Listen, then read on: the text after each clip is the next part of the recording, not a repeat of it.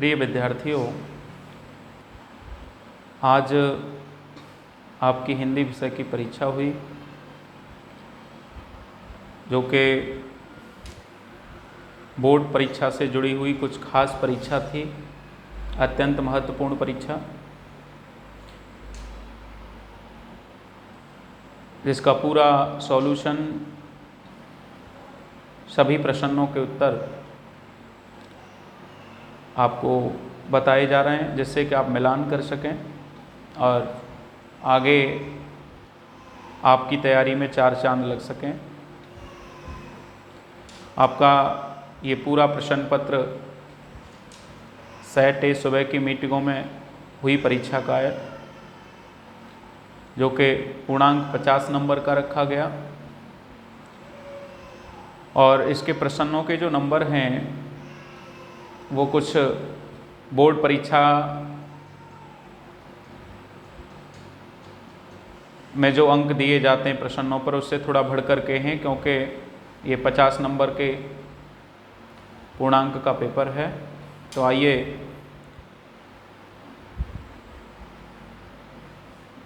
संपूर्ण पेपर की व्याख्या करते हैं। और कि सेट ए का प्रश्न संख्या पहला था, पहले का निम्नलिखित कथनों में से कोई एक कथन सही है, उसे पहचान कर लिखिए। जिसमें पहला ऑप्शन था, आचार्य रामचंद्र शुक्ल एक प्रसिद्ध निबंधकार हैं, डॉक्टर हजारी प्रसाद द्विवेदी एक महान कहानीकार के रूप में प्रसिद्ध हैं, ये दूसरा था। और तीसरा था, जयशंकर प्रसाद एक प्रसिद्ध आलोचक हैं। और नंबर 4 है, उर्वशी के लेखक जयप्रकाश भारती हैं। तो उसका सही उत्तर होगा आचार्य रामचंद्र शुक्ल एक प्रसिद्ध निबंधकार हैं, ये बिल्कुल सही है। इसी प्रकार पहले का जो खा है वो है, निम्नलिखित कृतियों में से किसी एक के लेखक का नाम लिखिए। पहली कृति कुटज है और कुटज के जो लेखक हैं वो हजारी प्रसाद द्विवेदी हैं और इन्होंने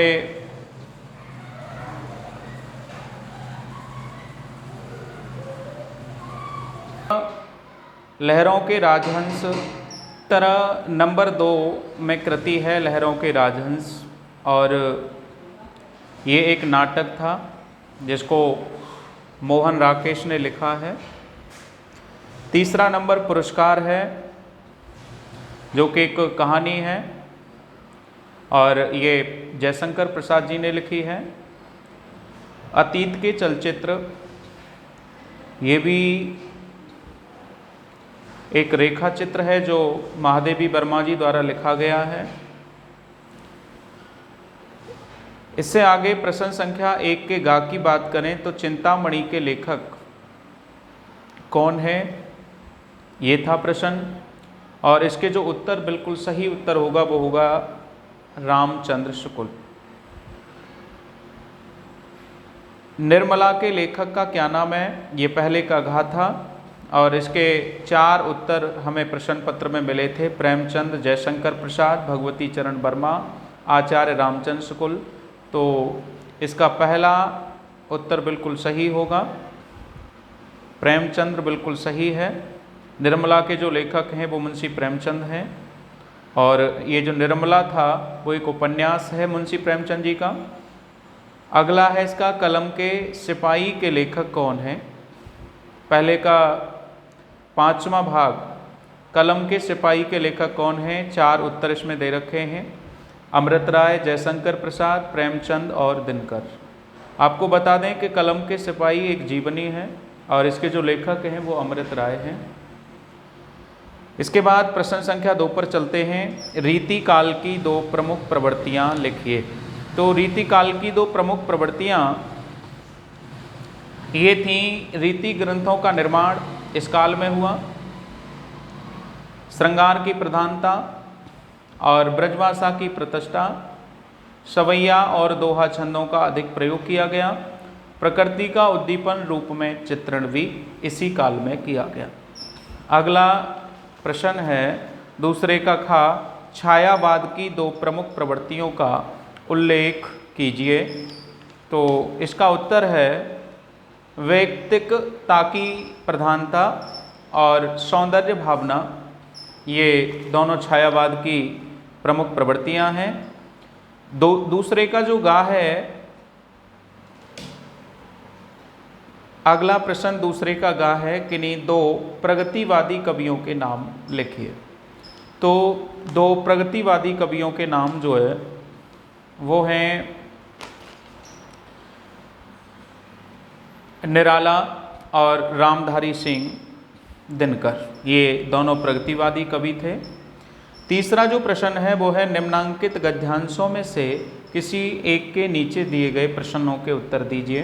गद्यांश है मित्र का कर्तव्य इस प्रकार बताया गया है, उच्च और महान कार्य में हर प्रकार सहायता देना, मन बढ़ाना और साहस दिलाना कि तुम अपनी निज की सामर्थ्य से बाहर काम कर जाओ।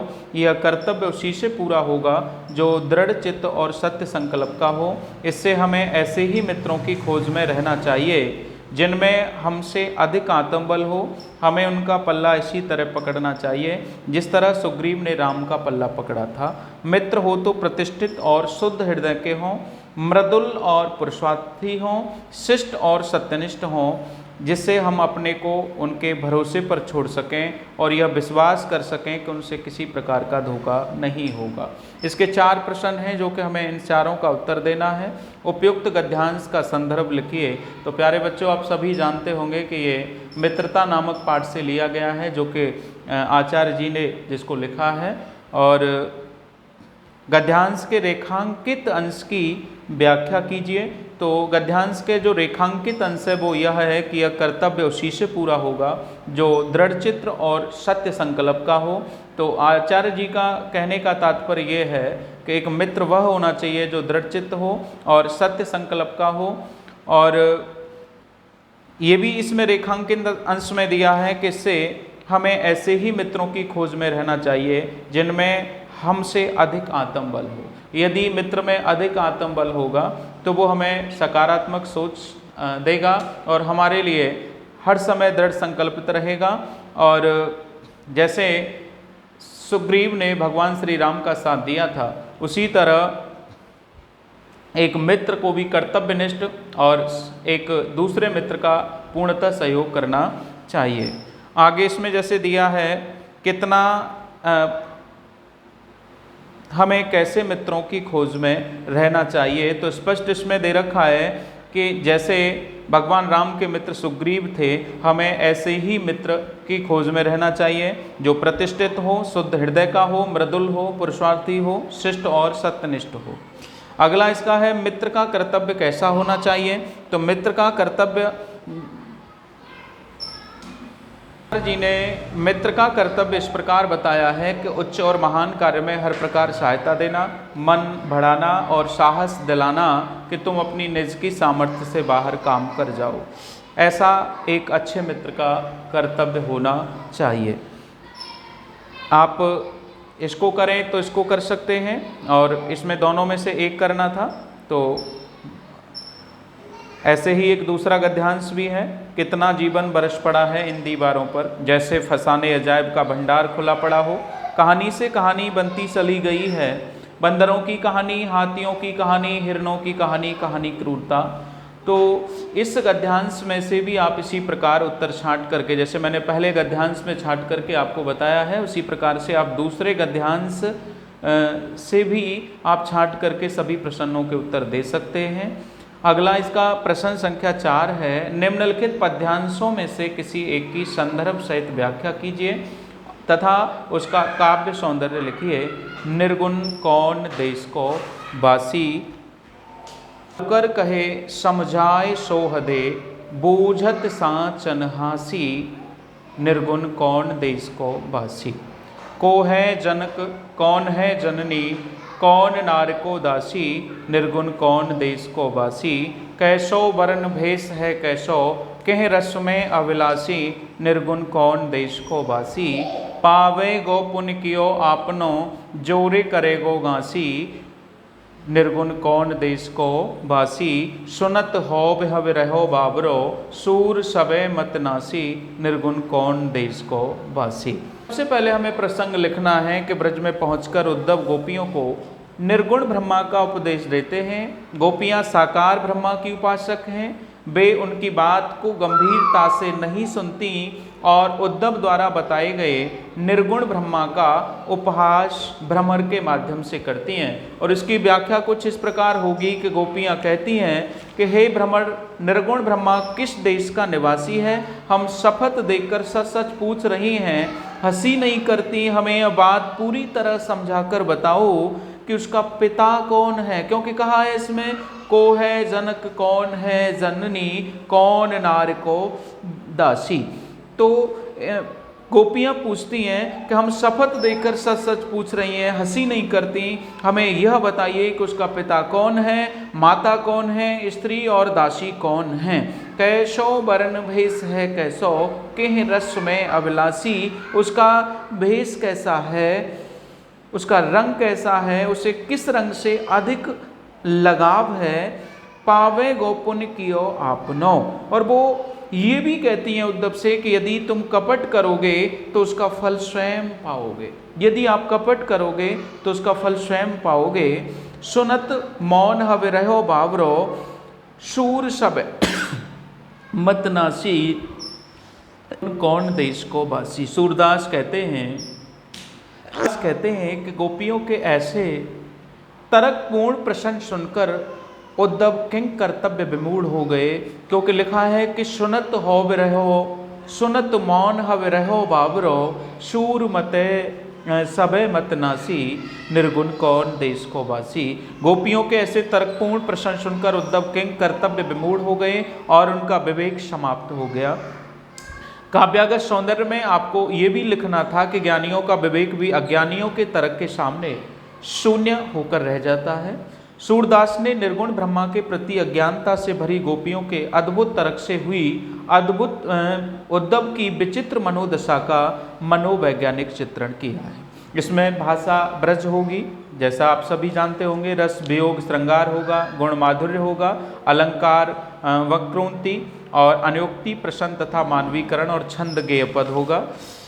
आगे का जो इसका दूसरा भाग था, जो कि आपको या तो निर्गुण कौन देश का वासी यानी का कर लीजिएगा या फिर खा कर लीजिए, तो जिन्होंने खा किया होगा उसका भी अर्थ उसी प्रकार से आपको प्रयास करना है। विश्वत रेखा का वासी जो जीता है नितहा पाप कर, रखता है अनुराग अलौकिक यह भी अपनी मातृभूमि पर। तो ये या तो का कर लीजिए या फिर खा कर लो। इसके बाद प्रश्न संख्या 5 में पहला जो भाग है वो रसों की भाग है, वो है रसों की संख्या है। तो रसों की कुल संख्या 9 होगी इसमें। दूसरा प्रश्न है प्रिय पति वह मेरा प्राण प्यारा कहाँ है, दुख जलनिध डूबी का सहारा कहाँ है। प्रस्तुत पंक्ति में रस है, तो आप समझ रहे होंगे कि इसमें करुण रस होगा, क्योंकि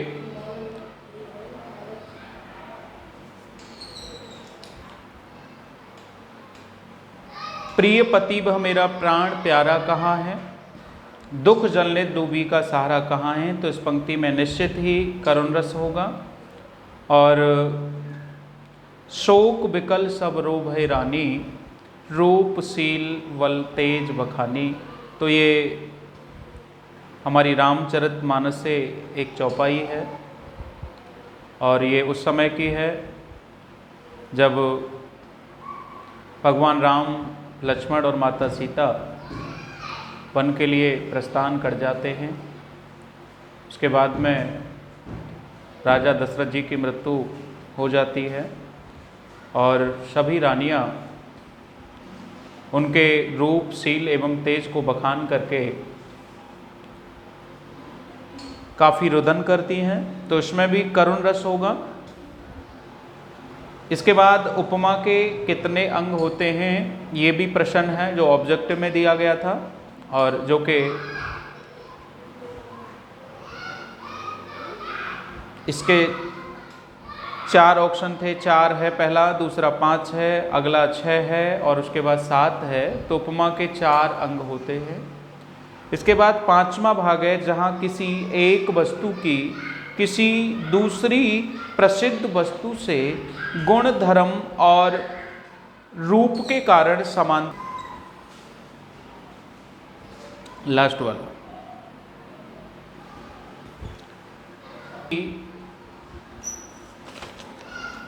एक वस्तु की किसी दूसरी प्रसिद्ध वस्तु से गुण, धर्म और रूप के कारण समानता या तुलना की जाती है तो वह कौन सा अलंकार होता है? तो इसमें निश्चित ही उपमा सही होगा कि उपमा में किसी एक वस्तु की किसी दूसरी प्रसिद्ध वस्तु से गुण, धर्म और रूप के कारण समानता या तुलना की जाती है। और यदि इसका एक उदाहरण की यदि हम बात करें तो इसका एक उदाहरण ये भी हो सकता है, मुख मयंक सम मंच मनोहर। मुख मयंक सम मंज मनोहर, यानी मुख की जो तुलना की गई है वो चंद्रमा से की गई है, तो इसमें भी उपमा अलंकार होगा। अब प्रश्न संख्या अथवा करुण रस की परिभाषा उदाहरण सहित दीजिए। हास्य रस की परिभाषा किसी की आकृति, वेशभूषा, चेष्टा आदि को देखकर हृदय में जो विनोद का भाव जागृत होता है वही हास कहा जाता है। यही हास जब विभाव, अनुभाव तथा संचारी भाव से पुष्ट हो जाता है तो उसे हास्य रस कहा जाता है। हास्य रस का जो स्थायी भाव होता है वो हास होता है। और इसका हम उदाहरण भी यदि लें तो हस्य हस्य भाज देख दूल्हे दिगंबर को, पाहुनी जे आवे हिमाचल के उछाह में, शीश पर गंगा हसे भोजन भुजंगा हसे, हास ही को दंगा भयो नंगा के विवाह में। ये भी हो सकता है, बंद कर दियो। उदाहरण हो सकता है, जेहि दिस बैठे नारद फूली, सो दिस देही तेही न बिलो की भूली, पुण्य पुण्य बोने ओकसय अकुलाई, देख दशा हर गन मुस्काई।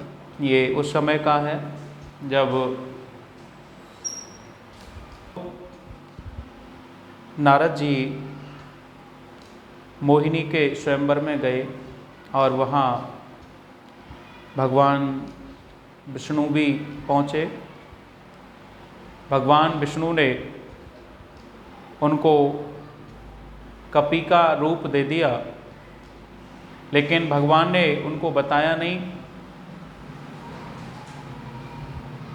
नारद मुनि भगवान से वर मांगने के लिए गए थे और उन्होंने कहा था कि मुझे ऐसा बना दो जो कि स्वयंवर में बैठे राजाओं में से कोई भी न हो।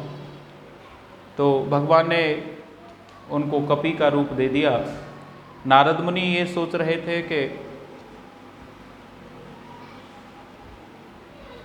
भगवान विष्णु से ये वर मांग लिया है और मैं सबसे सुंदर हूँ, तो बस बार बार जब मोहिनी माला वरमाला डालने के लिए वहाँ घूम रही थी तो वो सबसे आगे पहुँच जाते थे और सोच रहे थे कि माला मेरे ही पड़ेगी। लेकिन जितने भी वहाँ राजा बैठे हुए थे वो सब इस स्थिति को देख रहे थे और देख करके हंस रहे थे। तो ये उस समय का है। करुण रस की यदि हम बात करें तो प्रिय वस्तु को देख करके व्यक्ति आदि के अनिष्ट की आशंका अथवा उनके विनाश से उत्पन्न क्षोभ अथवा दुख की संवेगात्मक स्थिति को करुण रस कहा जाता है। और इसका स्थायी भाव शोक होगा। और इसका उदाहरण भी हम ले सकते हैं, जैसे अभी तो मुकुट बंधाता माथ, हुए कल ही हल्दी के हाथ, खुले भी न थे लाज के बोल, खिले थे चुंबन शून्य कपोल, हाय रुक गया यही संसार, बना सिंदूर अनल अंगार, बात हत लटका यह सुकुमार, पड़ी है छिन्ना धार। ये ले सकते हैं। या तात तात यहाँ तात पुकारी, परे भूमि तल व्याकुल भारी, चलतन देखन पायहु तो ही, तातन राम है सौंपेऊ मोही। ये भी उदाहरण इसका करुण रस का हो सकता है। इसके बाद रोला छंद की परिभाषा, जो प्रश्न संख्या 6 का तीसरा गा वाला जो भाग है वो रोला छंद की परिभाषा लिखिए एवं उसका एक उदाहरण दीजिए। तो रोला छंद की परिभाषा एवं उसका एक उदाहरण भी हम लिखेंगे। रोला एवं छंद की यदि परिभाषा बताएं तो यह सममात्रिक छंद होता है। इसमें 4 चरण होते हैं और प्रत्येक चरण में 24 मात्राएं होती हैं। 11 और 13 मात्राओं पर यति होती है। 2-2 चरणों में तुक होना है और प्रत्येक चरण के अंत में 2 गुरु या 2 लघु वर्ण होते हैं। इसका उदाहरण भी हम ले सकते हैं। को पापे पंचत्व प्राप्त सुने जमगन धावत, बन बन बावन वीर चढ़त चौचंद मचावत। पै तक ताक लोथ त्रिपतगा के तट लावत, 9 11 होत 3 5 है विसारत। सोरठा को यदि हम परिभाषित करें तो यह 2 का उल्टा छंद होता है। इसके पहले और तीसरे चरण में 11-11 तथा दूसरे और चौथे चरण में 13-13 मात्राएं होती हैं। और इसका उदाहरण भी हम ले सकते हैं। जय सुमिरत सिद्ध होय गणनायक करवर वदन, करहु अनुग्रह सोय बुद्ध राज शुभ गुण सदन। तो ये इसका उदाहरण भी हो सकता है और भी बहुत सारे उदाहरण इसके लिए जा सकते हैं। इस छंद के पहले और तीसरे चरण में 11-11 मात्रा होती हैं और दूसरे और चौथे चरण में 13-13 मात्रा होती हैं। अतः यह सोरठा छंद है। इसको छठवें के खा को बीच में छोड़ गए थे, तो पुनः इस पर चलेंगे। उपमा अथवा उत्प्रेक्षा अलंकार की परिभाषा लिखिए तथा उसका एक उदाहरण भी दीजिए। तो उपमा अलंकार जहाँ पर किसी वस्तु या व्यक्ति की उपमेय की किसी अन्य व्यक्ति या वस्तु से उपमान से किसी समान धर्म गुण आदि के आधार पर समानता बताई जाए, वहाँ उपमा अलंकार होता है। और अभी मैंने उपमा अलंकार के बारे में आपको पहले भी बता चुका हूँ।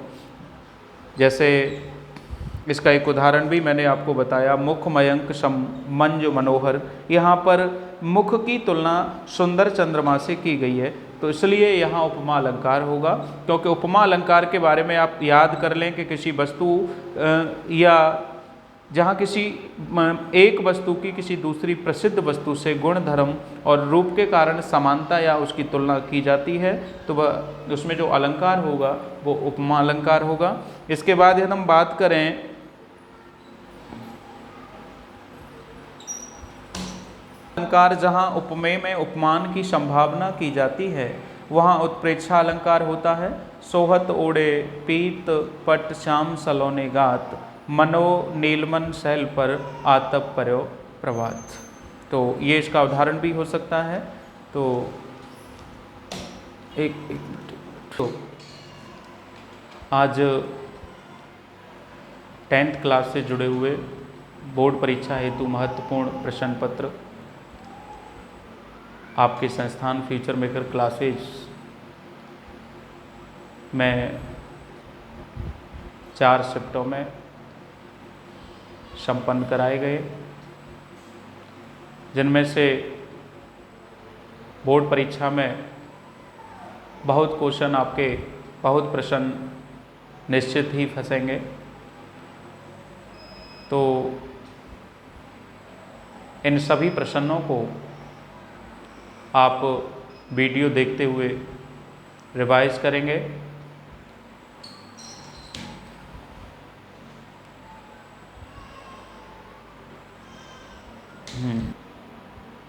वीडियो को अपलोड करना या बनाने का कारण ये है कि आप जिससे बोर्ड परीक्षा से पहले आप इसको देख सकें और सभी पेपरों की वीडियो सॉल्यूशनों को देख करके इसके माध्यम से आप अच्छे अंक ला सकें, इसलिए इस वीडियो को बनाया गया है। आगे भी अभी लास्ट की 2 शिफ्टों में शाम की मीटिंग में जो पेपर हुए हैं, उस प्रश्न पत्र की वीडियो भी बहुत जल्द ही आपको भेजने वाले हैं। बहुत जल्द उसकी भी वीडियो आपको बना करके भेजेंगे, जिससे कि उसका सॉल्यूशन भी आपको मालूम चल सके, उसके उत्तर भी आपको मालूम चल सकें। और